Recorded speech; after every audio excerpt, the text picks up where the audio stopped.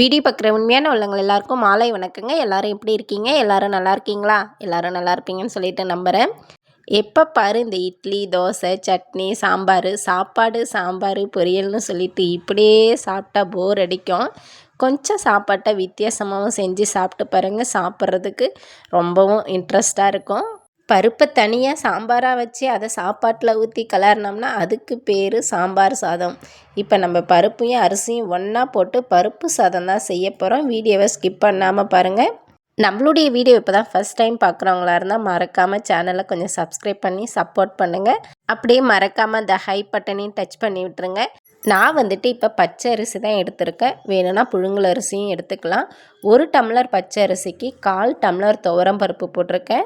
பாசி பருப்பு போட்டிங்கன்னா கூட இன்னுமே டேஸ்ட்டாக இருக்குங்க. நான் வந்துட்டு ரேஷன் கடை துவரம் பருப்பு தான் போட்டிருக்கேன். இப்போ இது ரெண்டுத்தையும் ஒன்றா சேர்த்து நல்லா கழுவி க்ளீன் பண்ணி ஒரு அரை மணி நேரம் ஊற வைக்கிறேன். அது அப்படியே ஊறட்டும். அது ஊறுறதுக்குள்ளே என்னென்ன தேவையோ அதெல்லாம் ரெடி பண்ணிக்கலாம் அப்படின்னு சொல்லிட்டு ஒரு 2 வெங்காயத்தையும் எடுத்து கட் பண்ணிக்கிட்டேன். ஒரு 2 கத்திரிக்காயும் எடுத்து கட் பண்ணிக்கிட்டேன். தக்காளி கொஞ்சம் சேர்த்து ஒரு 4 தக்காளியாக கட் பண்ணி வச்சுக்கிட்டேன். பூண்டு ஒரு 2 பச்சை மிளகாய் இது ரெண்டையுமே க்ளீன் பண்ணி வச்சுக்கிட்டேன். இப்போ வந்துட்டு குக்கர் வச்சு குக்கரில் தான் வந்துட்டு செய்ய போகிறேன். குக்கரில் வந்துட்டு எண்ணெய் விட்டு எண்ணெய் காஞ்சதுக்கப்புறம் எண்ணெயில் கடுகு நாள் போட்டு எல்லாம் கலந்து வச்ச கடுகு இது. கடுகு பொரிஞ்சதுக்கப்புறம் கருவேப்பிலை, பச்சை மிளகாய், பூண்டு, வெங்காயம்னு சொல்லிட்டு ஒவ்வொன்றா போட்டு நல்லா வதக்கிக்கணும் ஃபஸ்ட்டு. வீட்டில் இருக்க பெரியவங்க சாப்பிட்றாங்களோ இல்லையா, ஆனால் வீட்டில் இருக்கிற குழந்தைங்களுக்கு இப்போல்லாம் விதவிதமாக சமைச்சு கொடுத்தா தாங்க சாப்பிட்றாங்க. அதனால் எப்போ பாரு தோசை, இட்லி, சட்னி, சாம்பார், இந்த சாம்பார் சாப்பாடு, தயிர் சாப்பாடு, ரசம் சாப்பாடு, கீரை சாப்பாடுன்னு செய்யாமல் கொஞ்சம் இப்படி வித்தியாசமாக செஞ்சு கொடுத்தீங்கன்னா வீட்டில் இருக்கிறவங்களும் குழந்தைங்களும் நல்லா விரும்பி சாப்பிடுவாங்க இல்லையா. அதனால தான் கொஞ்சம் வித்தியாசமாக இப்படி செஞ்சு கொடுங்க. பருப்பு சாப்பாட்டுக்கு வந்து இப்போ நல்லா வெங்காயம் வதங்கிடுச்சு. பொன்னிறமாக செவர்ற லெவலுக்கு வெங்காயம், பூண்டு, பச்சை மிளகாய் போட்டிருக்கேன். எல்லாம் நல்லா வதங்கினதுக்கப்புறம் ஃபஸ்ட்டு நம்ம இந்த கத்திரிக்காய் எடுத்து வச்சுருக்கோம் இல்லையா. நான் எப்போவுமே தக்காளி போடுறதுக்கு முன்னாடி எந்த காயாக இருந்தாலும் நான்வெஜ்ஜே செஞ்சாலும் சிக்கன் மட்டனு செஞ்சாலுமே ஃபஸ்ட்டு வந்துட்டு அந்த தக்காளி போடுறதுக்கு முன்னாடி நம்ம என்ன செய்ய போகிறோமோ அதை போட்டுடுவேன். இப்போ கத்திரிக்காயை போட்டு நல்லா வதக்கிக்கலாம். கத்திரிக்காய் நல்லா வதங்கட்டும். ஏன் இப்படி தக்காளி போடுறதுக்கு முன்னாடி காயை போடுறேன், நான்வெஜ்ஜு செஞ்சாலும் சிக்கனாக இருந்தாலும் மட்டனாக இருந்தாலும் அந்த சிக்கன் பீஸை போடுறேன் அப்படின்னா, ஃபஸ்ட்டு தக்காளி போடுறதுக்கு முன்னாடி இந்த காயோ ஏதோ போட்டோம்னா நல்லா வணக்கம் கொடுக்குமா அந்த எண்ணெயில்.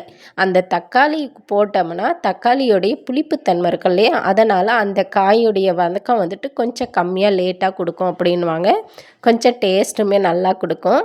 அதனால தான் ஃபஸ்ட்டு காயை போட்டு நல்லா வதக்கிப்போம்.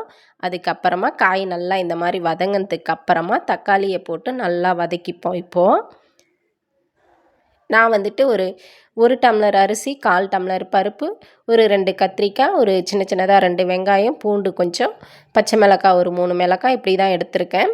நீங்கள் எந்த அளவுக்கு செய்யணுமோ அதுக்கேற்ற மாதிரி கொஞ்சம் சேர்த்து எடுத்துக்கோங்க.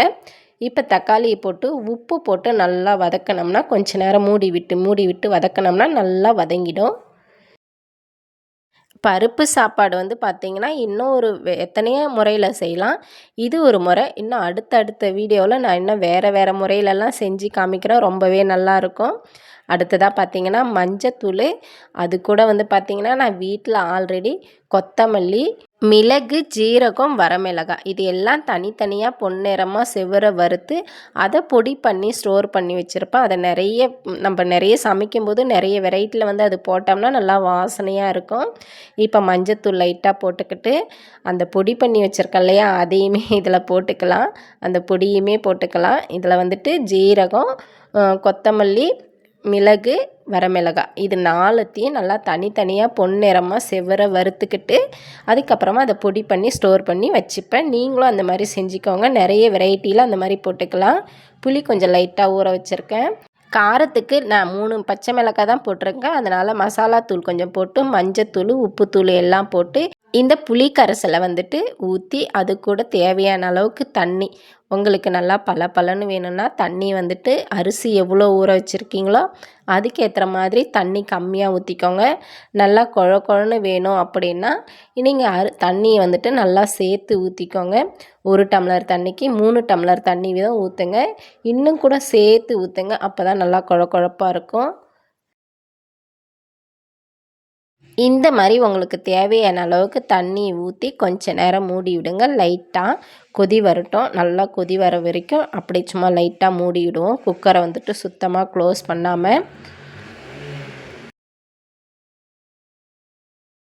இப்போ பாருங்கள், நல்லா கொதி வர ஸ்டேஜில் இந்த மாதிரி கொதிக்கும்போது நம்ம பருப்பும் அரிசியும் ஊற வச்சு க்ளீன் பண்ணி எடுத்து வச்சுருக்கோம் இல்லையா, அதை தண்ணி இல்லாமல் நல்லா ஃபில்ட்ரு பண்ணி போட்டு நல்லா கலரி விட்டுப்போம். நல்லா இந்த மாதிரி கலரி விட்டுட்டு இப்போ வந்துட்டு குக்கரை நல்லா க்ளோஸ் பண்ணி மூடி விட்டுடுவோம். நல்லா உங்களுக்கு எத்தனை விசில் தேவையோ, உங்களுக்கு பளபளன்னு வேணும்னா அரிசிக்கு ஏற்ற மாதிரி நீங்கள் 2 விசில் 3 விசில் விட்டுக்கோங்க. நல்லா குழ குழப்பாக வேணும்னா ஒரு 5 6 விசில் விடுங்க, அப்போ தான் நல்லா குழ குழப்பாக வரும். நல்லா இந்த மாதிரி விசில் வரட்டும். நல்லா விசில் வர விட்டு நான் வந்துட்டு இப்போ நல்லா குழ குழப்பாக இருந்தால் தான் எனக்கு பிடிக்கும், கதிருக்கும் பிடிக்கும் அப்படிங்கிறதுனால நல்லா குழ குழப்பாக ஒரு 5 6 விசில் விட்டுருக்கேன்.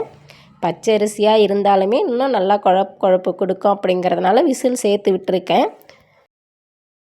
விசில் வந்த உடனே ஒரு 5 நிமிஷம் விட்டு அதை ஓப்பன் பண்ணி உங்கள்கிட்ட இருக்கிற கொத்தமல்லி தழை, புதினா தழை 2ல் எது இருந்தாலுமே 2த்தையுமே நல்லா தூவி விட்டு நல்லா போட்டு கரண்டியில் மசிங்க. அப்போ தான் அந்த பருப்பு சாப்பாடு எல்லாம் நல்லா குழ குழன்னு மசியும். இப்போ இந்த மாதிரி ஸ்டேஜில் நல்லா குழ குழப்பாக இருக்கும்போது சாப்பிட்டு பாருங்களேன், அவ்வளோ ஒரு டேஸ்ட்டாக இருக்குங்க. இந்த மாதிரி கொஞ்சம் டிஃப்ரெண்ட்டாக பருப்பு சாதம் செஞ்சு கொடுத்தீங்கன்னா தட்டில் சாப்பாடு காலியாகிறதே தெரியாது. அந்த அளவுக்கு சுரண்டி சாப்பிடுவாங்க வீட்டில் இருக்கிறவங்க. அவ்வளோ டேஸ்ட்டாக இருக்கும். இவ்வளோ நேரம் பொறுத்து நிதானமாக நம்மளுடைய வீடியோவை ஸ்கிப் பண்ணாமல் பார்த்த எல்லா உண்மையான உள்ளங்களுக்கும் ரொம்ப நன்றிங்க. ஸ்கிப் பண்ணி விட்டவங்களுக்கும் நன்றி. ஏன்னாக்கா கொஞ்சமாச்சும் பார்த்தீங்க இல்லையா, அதனால். அதே மாதிரி வீடியோ பார்த்துட்டு நம்மளுடைய சேனலை சப்ஸ்கிரைப் பண்ணாதவங்களாக இருந்தால் மறக்காமல் சப்ஸ்கிரைப் பண்ணி சப்போர்ட் பண்ணுங்கள்.